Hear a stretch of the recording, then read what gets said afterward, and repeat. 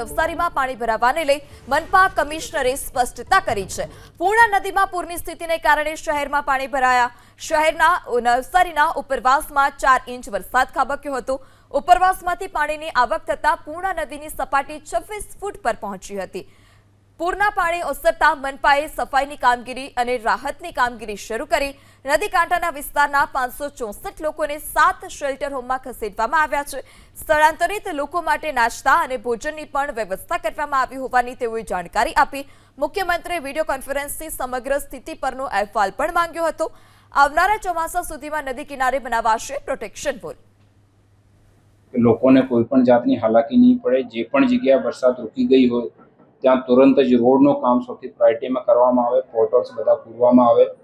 જ્યાં તડકો નીકળતો હોય સમયગાળો મળતો હોય ત્યાં હોટ મિક્સથી પણ જે છે રોડ રિસર્ફેસિંગની કામગીરી કરી શકાય ત્યાં કરવી જોઈએ।